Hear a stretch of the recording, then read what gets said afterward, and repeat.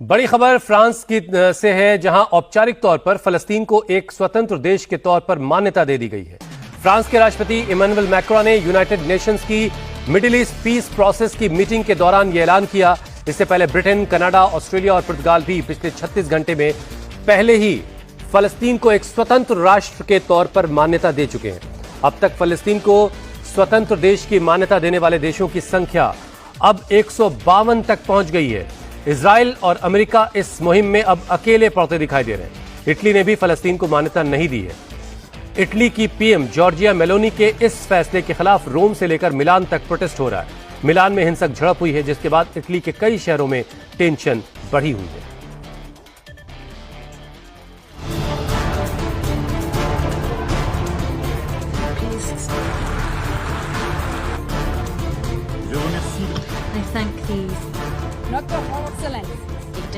France और Saudi अरब द्वारा आयोजित सम्मेलन में अब तक फ्रांस के साथ साथ ब्रिटेन, कनाडा, ऑस्ट्रेलिया और पुर्तगाल भी फिलिस्तीन को एक अलग स्वतंत्र देश की मान्यता दे चुके हैं।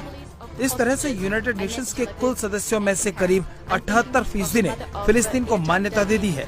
भारत 1988 में ही मान्यता दे चुका है। अमेरिका और इटली ने मान्यता देने से इनकार कर दिया है। इटली की सरकार के खिलाफ फिलिस्तीन समर्थकों के प्रदर्शन शुरू हो चुके हैं। प्रदर्शनकारी गाजा के समर्थन में फौरन युद्ध विराम की मांग कर रहे हैं। ये तस्वीरें इटली के मिलान शहर की हैं, जहां काले कपड़े पहनकर सैकड़ों प्रदर्शनकारी मिलान के सेंट्रल ट्रेन स्टेशन में घुस गए। हाथों में लाठियां लेकर आए इन प्रदर्शनकारियों को काबू करने पहुंची पुलिस पर प्रदर्शनकारियों ने स्मोक बम, बोतलें और पत्थर फेंके। प्रदर्शन कर रहे लोगों ने पूरे स्टेशन में कई जगहों पर आगजनी और तोड़फोड़ की। सरकारी बिल्डिंगों और सामान को नुकसान पहुंचाया। ट्रेन रोक दी गयी, पोर्ट बंद कर दिए गए। रोम और मिलान शहर में 10 प्रदर्शनकारियों को हिरासत में लिया गया है। 60 से ज्यादा पुलिस वाले इस हिंसक प्रदर्शन में घायल हुए हैं। इटली की ही नेपल्स सिटी की तस्वीरें देखिए। ये इटली के दक्षिण में एक पोर्ट टाउन है। यहाँ से पोर्ट के जरिए बड़ा कारोबार होता है, लेकिन यहाँ पर प्रदर्शनकारियों ने सड़कों पर जाम लगाने की कोशिश की और रेलवे स्टेशनों पर भी प्रदर्शन किया।